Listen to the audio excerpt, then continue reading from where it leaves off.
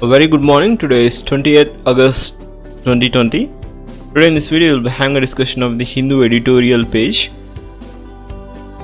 This is a cartoon of the day. As you can see, this is regarding the Bihar election.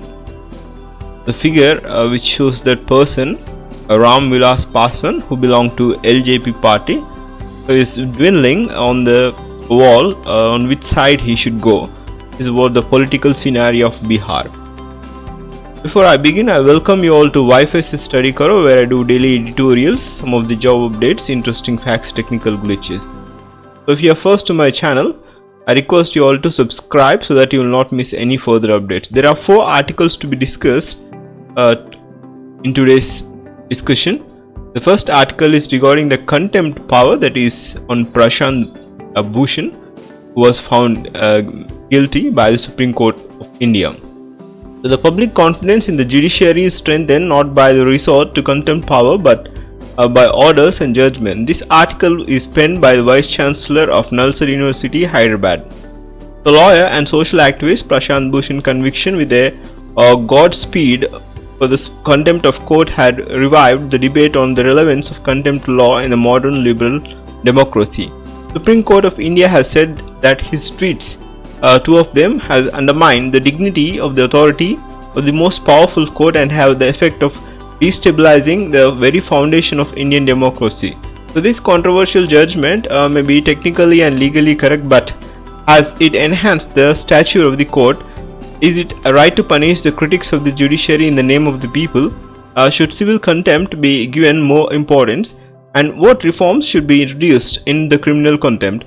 So the basis is opinion. The primary justification of the contempt power has been people's opinion. So in the judgment, the words people occur 27 times. Consider on this, on June 27, 2017, there was a huge protest against mob lynching under the campaign. So not in this author's name, in the response of the filmmaker Saba Diwan's social media call. So today there are also people who are opposed to invoking the people's name to justify the contempt law. So the judgment tells repeatedly that the object of contempt proceeding is not to offer protection to the judges personally from the imputation. So instead it is to protect the people at large and also uphold the rule of law. Is to distrust in the popular mind, thus impair the confidence of the people in the court, such as confidence is a huge importance for the protection of the rights and liberations of the people. So in paragraph 48 of the judgment, the 3-judge bench explicitly observes that when the court exercises this power, it does not do so to vindicate the dignity and honor of the individual judge who personally attacked or scandalized, but to uphold the majesty of the law and administration of the justice. So the bench goes on to say that the foundation of the judiciary is to trust and the confidence of the people. So the gaps in the system. Strangely, in paragraph 71, the bench has proclaimed itself that the central pillar of the democracy, but had rightly said that the trust and faith and confidence of the citizens of the country in the judicial system is sine qua non for the existence of a rule of law. So this confidence is indeed strengthened not by the resort to contempt power, but by the court's judgment and also orders. So res ispa loquitura is an old maximum, that is the thinking the thing speaks for itself. So people have observed with an element of frustration not only the court's reluctance in the promptly hearing of habeas corpus petition and also the CAA 370, but also the court's initial observation of the plight of millions of poor migrants and state payment and wage order. So in election or year, the court did not consider it urgent enough to examine the validity of controversial electoral votes, but had time to open court hearings and review for the 2019 of Sabarimala. So though no error in the judgment was pointed out, the review was still accepted. The innovative seal cover jurisprudence and the court over indulgence in Assam's National Register of Citizens, and then not saying a thing on the completion raised of many an eyebrow. So there was even 4 sitting judges on the top court who on January 12, 2018 held an unprecedented press conference on the working day, that is discharged their debt to the nation democracy in the view under threat with the celebrity of the court at stake. So this is what worries many independent observers of our judiciary, that the courts of late have been behaving more like the executive or courts of erstwhile socialistic countries.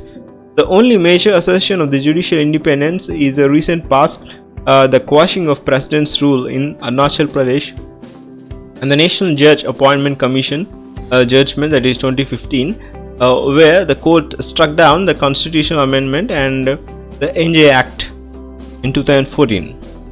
So the writer does believes that the independence of the judiciary is indeed the right of the people and not the judges, but then the fact remains that the top court fact demonstrated its real mettle is basically asserting the collegium powers to select the judges. So that's when the High Court not shown similar resolve in upholding people's liberties. The High Court, in the meanwhile, just like in 1975 emergency, are widely applauded by passing some good orders, though some of these orders eventually got stayed by the Supreme Court. So Indian judges make excessive use of contempt powers, as in the Indian Judiciary Report 2016 to 2017 published by Supreme Court. High Court has around 96,310 civil contempt cases, and willful disobedience of the court judgment and orders on June 30, 2017. This civil contempt is far more serious, generally committed by the government, so-called scandalizing of the court by mere statement. So even the number of criminal contempt cases is also quite impressive, with around 586 cases. So in A.K. Gopalan, the majority of the positivistic view of Article 21 expressed their helplessness, as a preventive detention law satisfied the requirement of the procedure established by the law. So in ADM Jabalpur majority, like a Prashant Bhushan case, took a highly legislative view and held, since Article 21 is under suspension due to the emergency, the writ of habeas corpus cannot be claimed. So subsequent dedicates proved in both cases majority decisions did not disservice to the court's reputation, and were dissenting judges such as Justice Faisal Ali and also Justice H.R. Khanna, who had really enhanced people's faith in judiciary. So the court itself overruled these two judgments in Manika Gandhi and case Puttaswamy. So in all the contempt, the bench also quoted Justice V.R. Krishna judgment, and also but preferred the overlook to learn judge's real message. So this is regarding the criticism and how the things have acted in the past, and now there is a change by the judges and how they are thinking and thought. And for liberalism, just like Supreme Court in some of the cases, ideally the bench should have given a little more weight to the Justice Krishna Iyer and observations the court is willing to ignore by the majestic liberalization, trifling and also venial offences. So the dog may bark but the Khavan will pass. This is regarding the contempt of the court and also the Prashant Bhushan issue. The author clearly says that it should not be done, but the judgment should be vested by the people rather than only 3 persons, the bench of judge. The next article is regarding the PM Cares Fund. There is a need to be transparency. The government must not stall queries related to the operation of the PM Cares Fund. There is something about the nature of the Prime Minister's Citizen Assistance and Relief for Emergency Situation, that is PM Cares. PM Cares means Citizen Assistance and a Relief in Emergency Situation Fund that has led to demands for its scrutiny. So while Supreme Court has rejected a writ petition calling for the fund's diversion from this fund to National Disaster Response Fund, that is NDRF, and also denied the petitioner's demand that the Public Charitable Trust be audited by the CAG. CAG means Comptroller Auditor General. Our questions remain about its need, operation and persisting lack of transparency. A 3-judge bench asserted that no exception could be taken to the constitution of yet another public charitable trust at the time of raging COVID-19 pandemic, but the need for the fresh trust when there is a PM's National Relief Fund with the substantial corpus in the place which is not clear. So since the PM Cares Fund existed independent of budgetary support or government money, the court's reasoning was that there was no occasion for the CAG audit. However, the concern is not about the legal basis or the absence of CAG audit, or whether it is superfluous or indeed essential. As a response of RTA queries on the fund reveal, the government is not forthcoming on the questions of its transparency and accountability. The queries on this trust deed for the fund and its creation and operation has been summarily dismissed by arguing that the fund was not a public authority, even though PM is its ex officio chairman and 3 cabinet ministers are its trustees. So, and the Ministry of Corporate Affairs also treated that as a fund set up by the center. Since the trust was created, lakhs of public and private sector employees have donated their salary to it. So, with some of them claiming that this deduction was done without their explicit consent.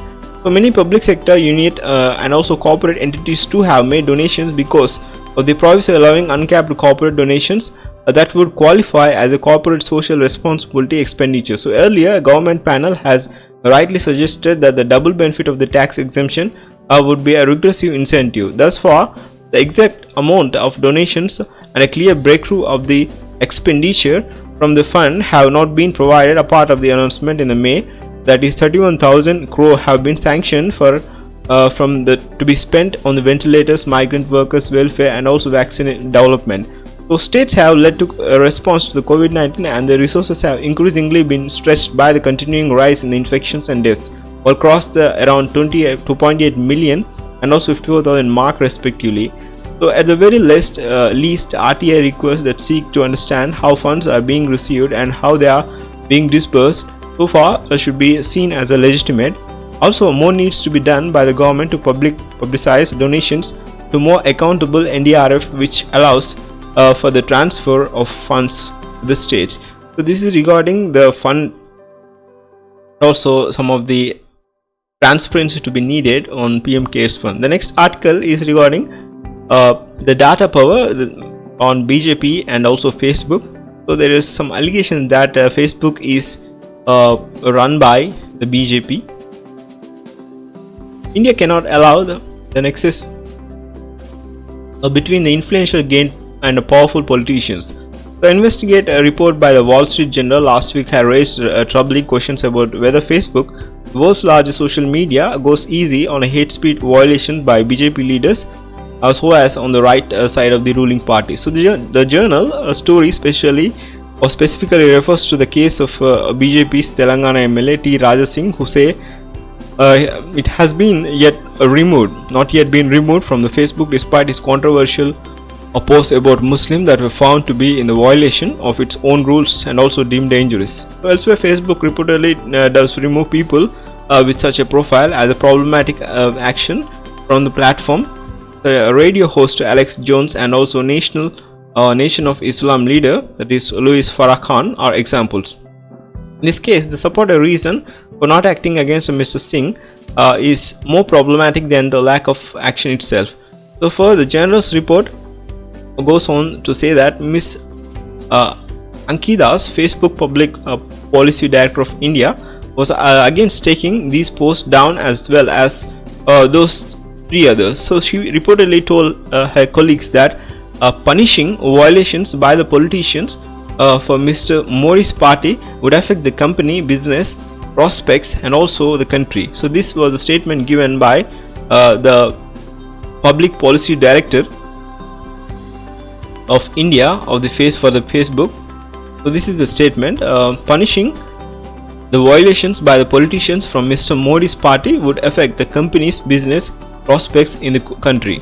So the report had predictably raised the political temperature, with the Congress demanding the joint parliamentary probe. So some of the leaders have been alleged that this amounts of interfering with the Indian elections. So Congress MP Shashi Tharoor, who had the parliament panel and IT, had summoned Facebook. The BJP, responding to the Congress leaders Rahul Gandhi tweet, BJP and RSS control Facebook and WhatsApp in India, has accused the Congress of trying to manipulate the data with Facebook help. So this ought not to end the usual war of words between the political rivals. So for there is a little doubt that this report raises uncomfortable questions about the possibility of unholy nexus between those with the power and also influence millions of the people and those in the power. That too in the only country with a billion plus population that is open to business, such as internet companies. It is difficult to deny the protagonist. It is powerful social network which still carries a taint between the source of the data, which is a political consulting firm. That Cambridge Analytica illegally harvested its quest to sway elections. So should the social media platform in general in general have growing rapidly with the little content of their own have struggled on the questions of moderating comment and post. This is however much beyond the questions of capability. The nature of a relationship between the Facebook and the government and the rules of governing it now under a cloud. There is a need to dispel the misgivings about the Facebook lobbying in the corridor of the power. Only full-fledged inquiry can help to reveal the truth. So this is regarding the data between allegations on the Facebook and BJP. The next article is regarding the privatization via graded autonomy. This is regarding the national education policy. So the national education policy will have adverse impact in the terms of accessibility and equity. The Indian Cabinet approved NEP, that is National Education Policy 2020, despite a vehement of opposition to several of its provisions. There is earlier circulated on the draft policy document. Among them, provisions is phasing out of the system of the affiliated colleges and grant a greater autonomy in the academics, administrative and also financial matters to the premium colleges and essentially to the top ranked universities in the country. So this measure has drawn a long-standing anxieties about the perils of the political bureaucratic interference in the internal functioning of the universities and concerns about the substantial burden on the universities which have to regulate the admissions, set curricula and conduct examination for the large number of undergrad colleges. So likewise, concerns have long existed about the over-centralization, namely the constraints imposed by the potential for premier affiliated colleges to innovate and evolve. So notably drawing on such concerns, the earliest inclination towards autonomy were reflected in the recommendations of the different education committees from 1960 onwards. In this report, Mahajani Committee of College, that is 1964, for example, take a position that one way of improving the standard of higher education in India was by selecting a few colleges on the basis of the past work, influence, traditions, maturity and academic standards and give them what might be called, for want and also better phrase, of autonomous status.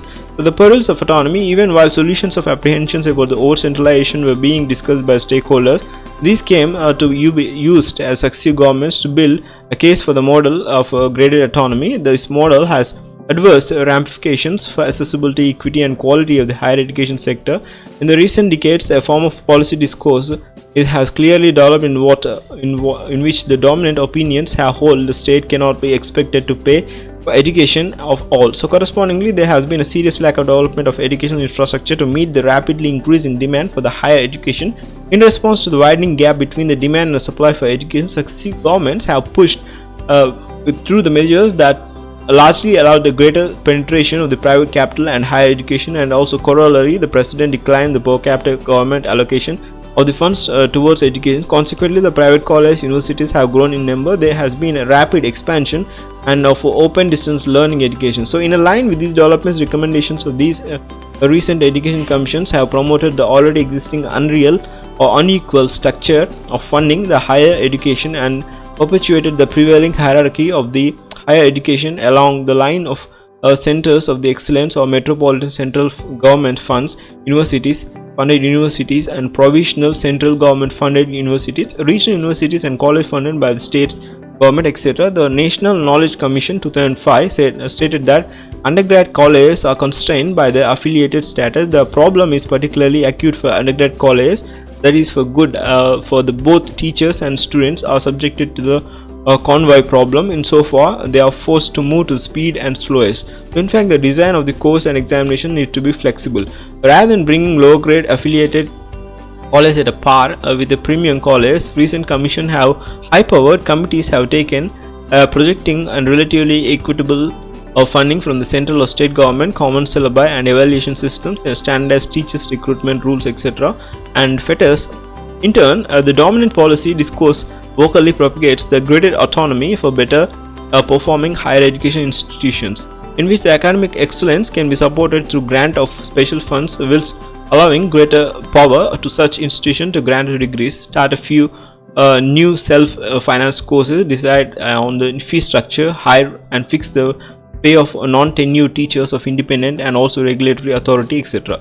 So this paradigm has been gradually enforced by the UGC in 2018, granting the public funded universities in the right to apply for autonomy based on whether they are ranked among the top 500 of the reputed world rankings of NAAC, that is National Assessment and Accreditation scores above 3.26. So strengthening hierarchies In its current form, the NEP 2020 was introduced by India government is a curious combination of enhanced centralizing features and specific features of autonomy. The thrust towards a deeper centralization is indicative in the constitution of the government nominated by the umbrella institution, the Higher Education Council of India (HECI), corporate style board of governors, or with a power hitherto assigned by the government bodies of the colleges and also other statutory bodies of HEI, as well as the new apex body, National Education Commission, that is responsible for developing, implementing and evaluating education vision in the country. So meanwhile, the power extended to the premier educational establishment to design the new course, award degrees, among other features, represent so-called the prize features of autonomy. The issue of the autonomy is the key of unraveling the inherent problems with NEP 2020 is a matter of higher education. So by engaging with the multifold ramifications of this provision, a lot can be gleaned on the heavy cost of the common mass will pay in terms of growing inaccessibility of the higher education. So importantly, the model of graded autonomy is not based on the universalization of the educational resources and is equal access to the quality higher education, but on furthering the prevailing hierarchy that exists between the different colleges with the public funded universities and between different universities across the country. While the best colleges gains autonomy to bring in their own rules and regulations and they graduate to the privileged status whereby they enjoy the benefits of special funds from the newly proposed funding agency, it is estimated that affiliated colleges with the lower rankings, less than 3,000 students, face a threat of mergers and also even closure. So such collateral damage contradicts the target set by the higher gross enrollment ratio. So shrinking on the number of public funded colleges will only further push out the marginalized sections and regulate them to low grade private colleges and or informal education or not ODL and also online modes. So the possibility of enhanced inaccessibility of the quality higher education looms large when we also consider that the independent rules and regulations of autonomous colleges and universities shall curtail the transparent admission procedures. So while the guarantee underprivileged students share a seat of prestigious institutions, similarly a graded autonomy can be expected to trigger a massive spurt in the expensive self-financed courses as the premium colleges as well as struggling affiliated colleges strive to chalk out their financial self-sufficiency. So this will expectedly lead to significant expenditure by the individual learners, and also under the new proposed 4-year undergraduate program, the exclusion will simply manifest itself in pushing out the disadvantaged sections. So more than deliverance, autonomy represents via media for greater privatization and enhanced hierarchization in higher education. So the author focuses upon the structure of colleges and who will be having a disadvantage. The one who is studying in lower grade colleges, less than 3,000 students, they will be having an edge of receiving funds, and it may more move to privatization rather than higher education. That's the end of article discussion. So if you are new to my channel, I request you all to subscribe so that you will not miss any further updates. Thank you. Have a great day.